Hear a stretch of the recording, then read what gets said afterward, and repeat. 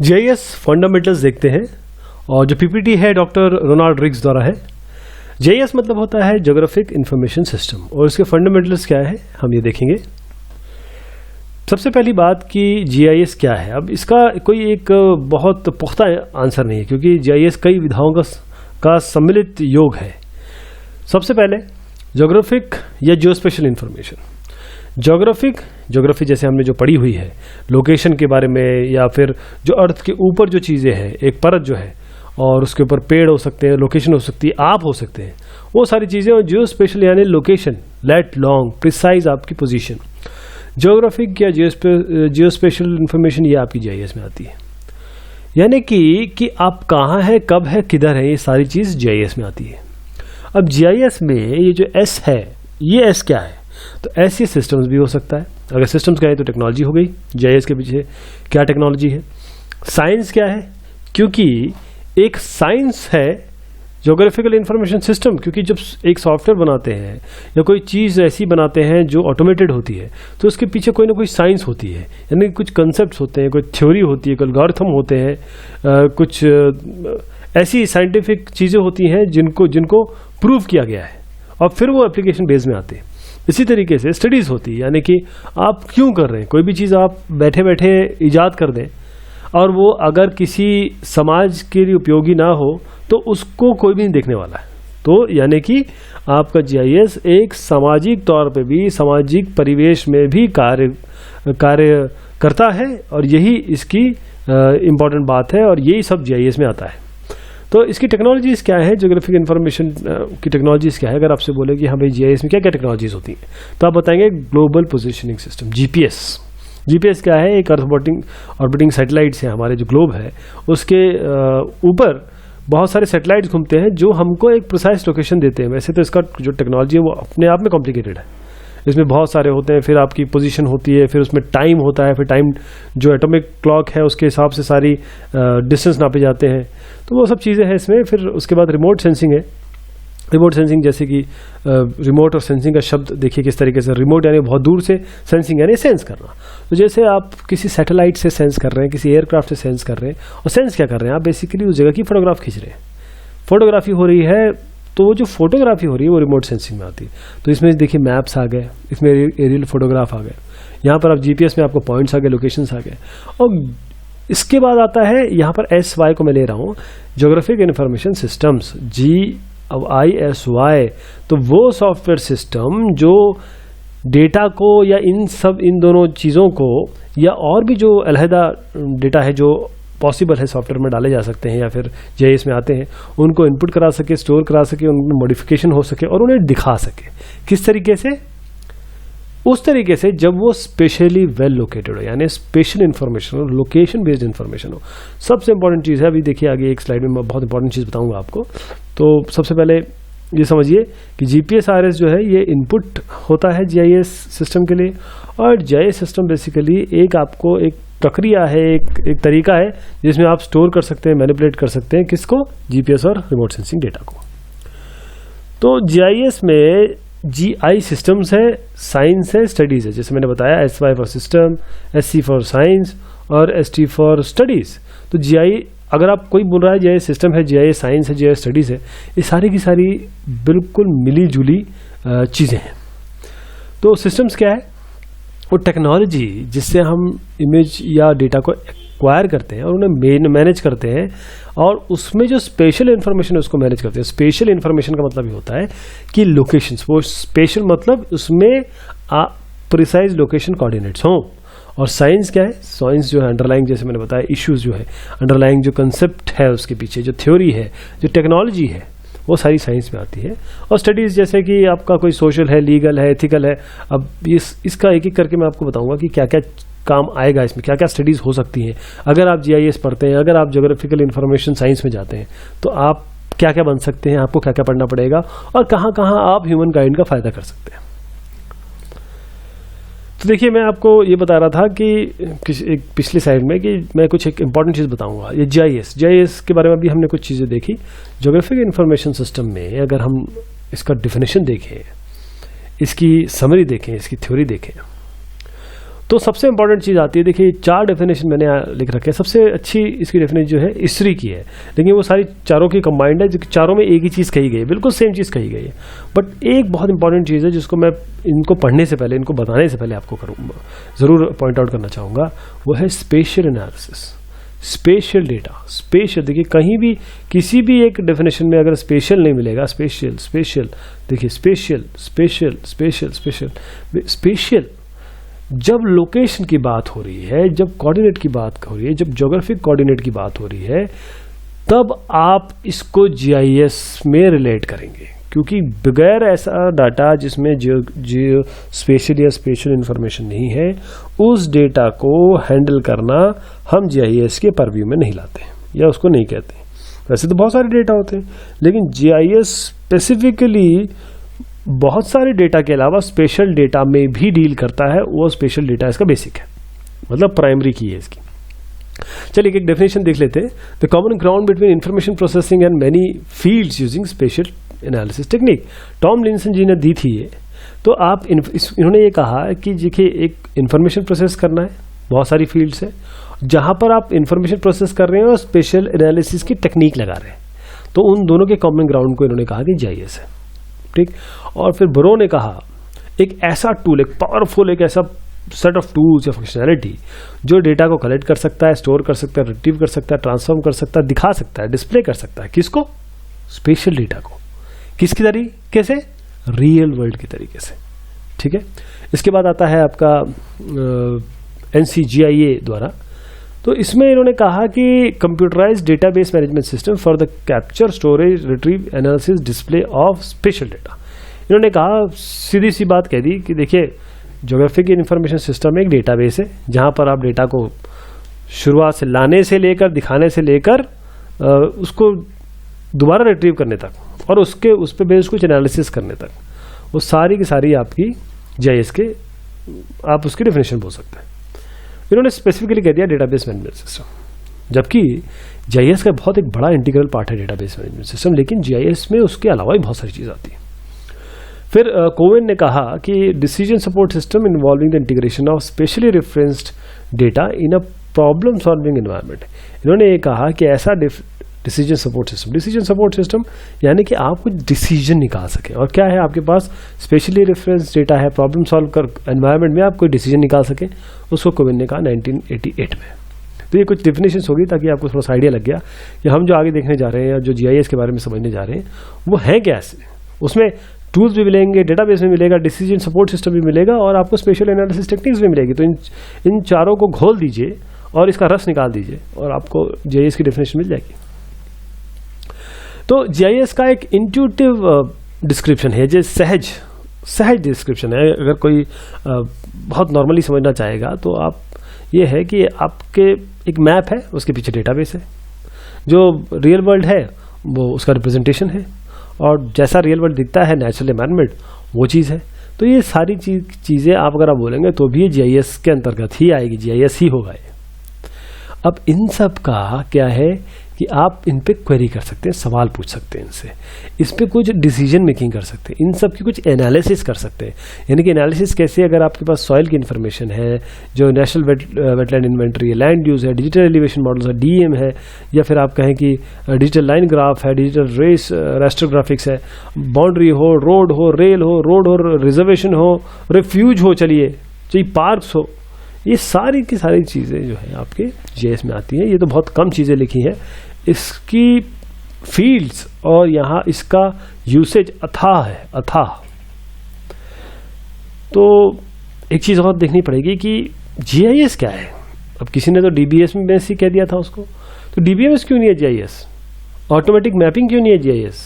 Facility management क्यों नहीं है? CAD/CAM क्यों नहीं है? साइंटिफिक विजुअलाइजेशन सिस्टम क्यों नहीं है? क्योंकि GIS सभी कुछ है, GIS ये सभी कुछ है, लेकिन थोड़ा सा अंतर, एक पतली लकीर तो आपको बनानी पड़ेगी, वरना हर चीज़ एक जैसी हो जाएगी। क्या है DBMS? इसमें क्या होता है कि आपको सब कुछ मिल जाएगा, आपको नाम मिल जाएगा, आपको एज मिल जाएगी, आपको सिटी मिल जाएगी, काउंटी मिल जाएगा, जिप कोड मिल जाएगा, लेकिन ज्योग्राफिकल कोऑर्डिनेट कहाँ से लाएंगे आप? या तो आप हार्ड कोड डाल दीजिए या फिर आप निकालिए, आप रन टाइम पे निकालिए। वो चीज़ हो सकती है। आपको एग्जैक्ट पोजीशन, आप किस समय कहाँ कैसे हैं, किस एंगल पे हैं, वो सारी चीज़ें आपको DDBMS नहीं बता सकता, पर आपको GIS आराम से बता सकता है। ऑटोमेटिक मैपिंग जैसे थीमेटिक मैपिंग, ऑटोमेटिक कार्टोग्राफी, तो ये ऑटोमेटेड मैपिंग तो मैपिंग करता है, लेकिन इस मैपिंग के अलावा भी बहुत सारी चीज़ें हैं जो GIS आपको प्रोवाइड करता है। जैसे फैसिलिटी मैनेजमेंट सिस्टम, इसमें क्या है, स्पेशल एनालिसिस नहीं होती। GIS में स्पेशल एनालिसिस सबसे बड़ा मुद्दा है।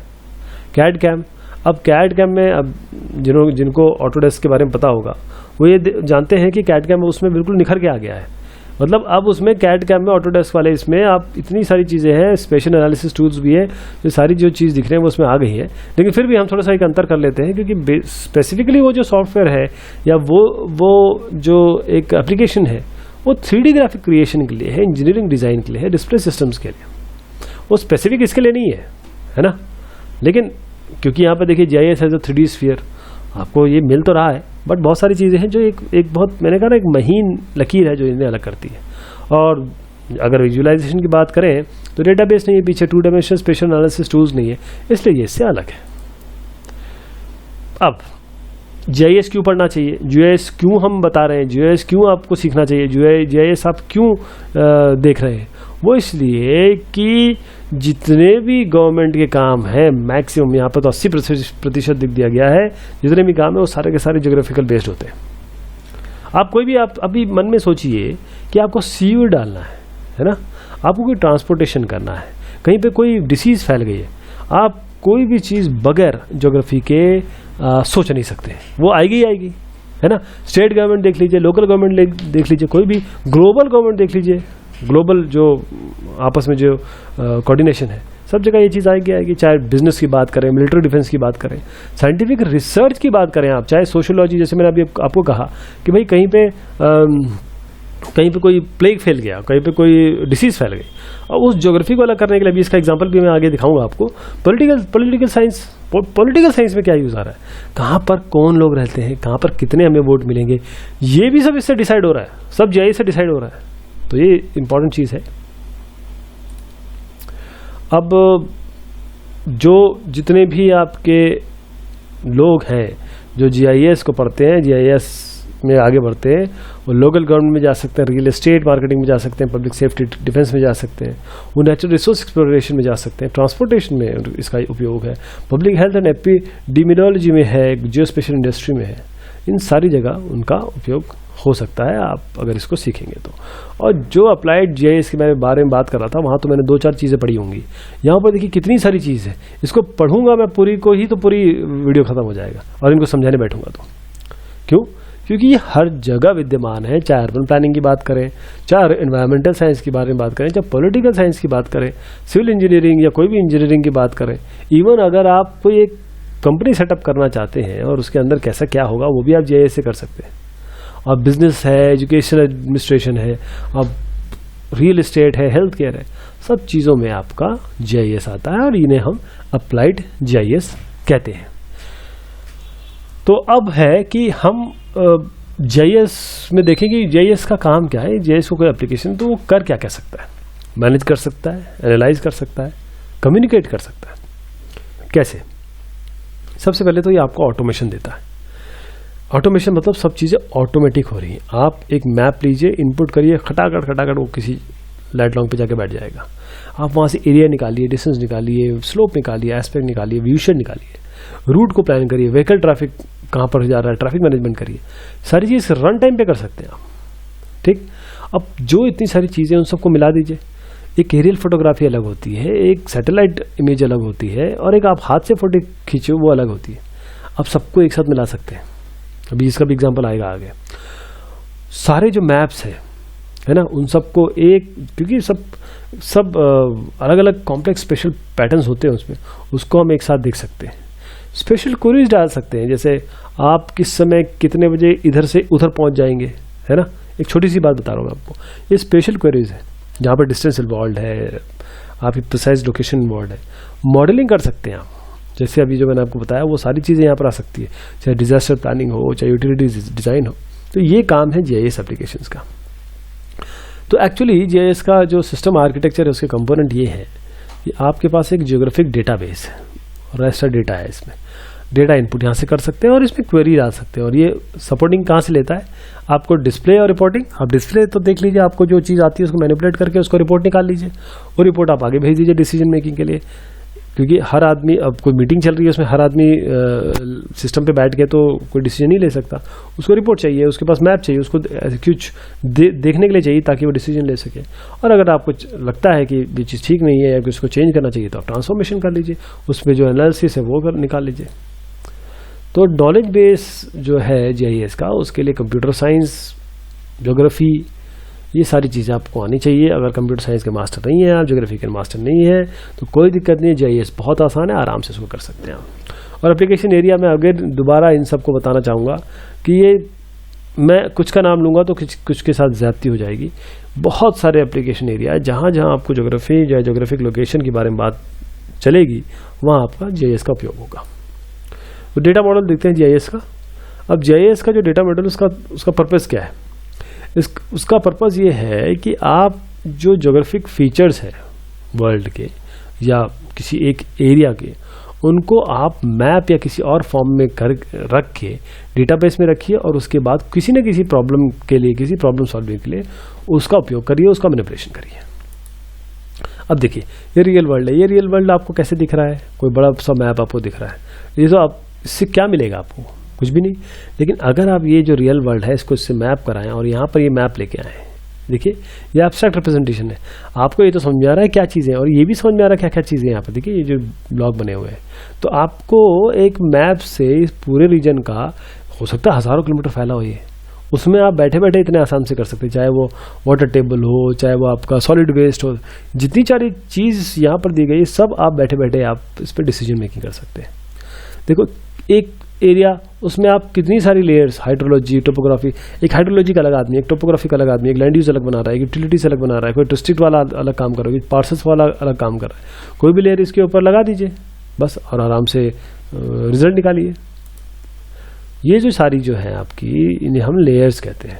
These are layers, these are GIS data models में इम्प्लीमेंटेशन कैसे होता है, ये अलग अलग है। ये डेटा जो है, these are organised in layers, ये डिफरेंट डिफरेंट लेयर्स के फॉर्म में होते हैं और थीम्स के फॉर्म में होते हैं। देखिए साहब, मैंने जैसे कहा कि एक आदमी हाइड्रोग्राफी कर रहा है, एक आदमी टोपोग्राफी कर रहा है, या फिर कुछ जोनिंग कर रहा है, या एडमिनिस्ट्रेटिव बाउंड्री कर रहा है। ये अलग अलग विधाएँ हैं, ये अलग अलग थीम्स हैं। हर आदमी अलग अलग थीम पे काम करता है, तो मेरे जैसा आदमी वो काम नहीं करेगा जो आप कर रहे होंगे, है ना। तो हर एक के लिए अलग अलग आपको लेयर चाहिए होंगी, वो लेयर आप यूज़ करिए। बेसिक जो क्रक्स है, जो बेसिक जो इसमें अंडरलाइंग ग्लोब है या स्पेशल डेटा है, वो तो कॉमन रहेगा सब में। इसके ऊपर जो लेयर्स बनेंगी वो सब आपके अलग अलग डिसीजन को इफेक्ट करेंगी। अब देखिए, जैसे ये रोड है, ठीक, ये लैटिट्यूड लॉन्गिट्यूड।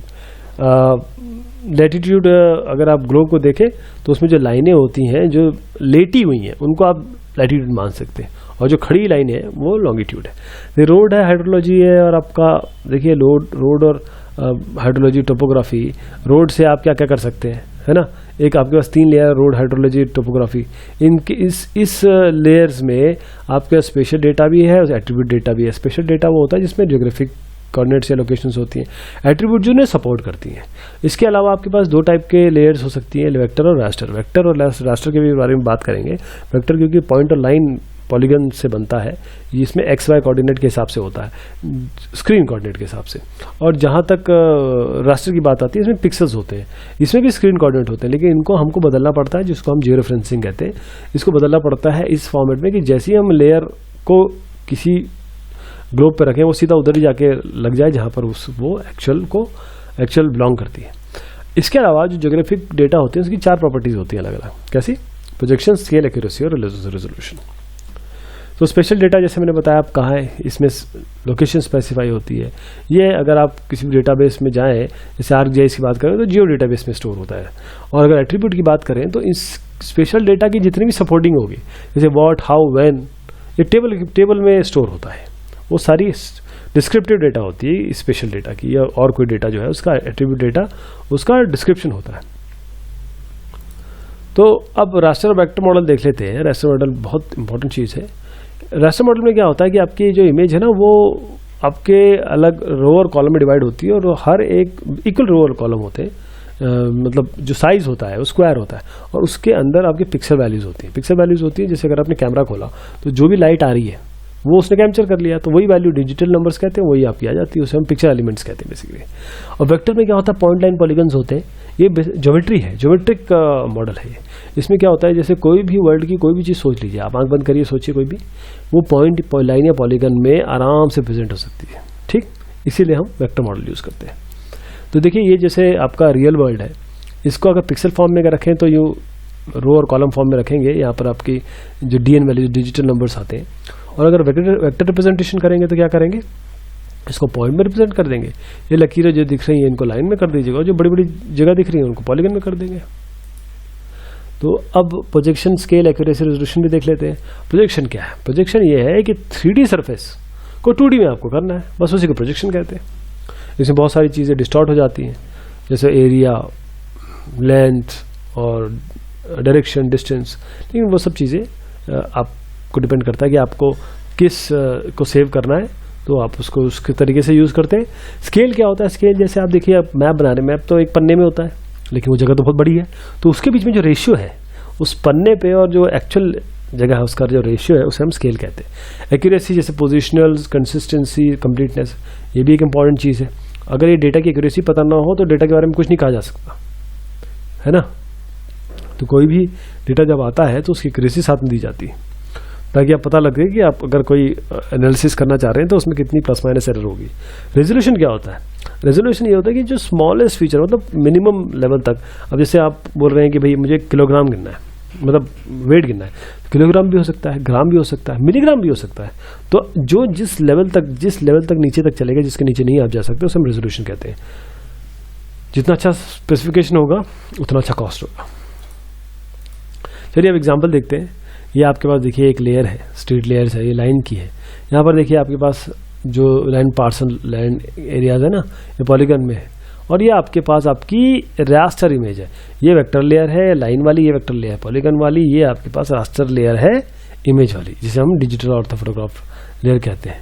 तो ये डिजिटल ऑर्थोफोटो क्या होता है, it combines the visual properties of a photograph with the positional accuracy of a map in a computer readable form. तो एक्यूरेसी लेता है, इमेज लेता है, दोनों कंबाइन करता है, आपका डिजिटल ऑर्थो फोटोग्राफ बन जाता है। और हर एक फोटो के लिए, हर एक डेटा के लिए आपके पास प्रोजेक्शन, रेजोल्यूशन, एक्यूरेसी और स्केल होगा, देखिए जो यहाँ पर मेंशन्ड है। आप क्या करेंगे, इन सबको कंबाइन कर दीजिए, एक के ऊपर एक डाल दीजिए। अगर ये स्पेशल डेटा नहीं होगा या इसमें स्पेशल इन्फॉर्मेशन नहीं होगी तो आप क्या करेंगे, आप देखिएगा जब आप ArcGIS या डास या किसी और क्वांटम GIS में करेंगे, ये उधर भाग रही होगी, वो उधर भाग रही होगी, किसी और जगह पर जा रही होगी। तो प्रोजेक्शन सबसे इंपॉर्टेंट चीज़ है, स्पेशल डेटा सबसे इंपॉर्टेंट चीज़ है, उसमें स्पेशल इन्फॉर्मेशन बहुत ज़रूरी है, तभी ये एक के ऊपर बैठेगा।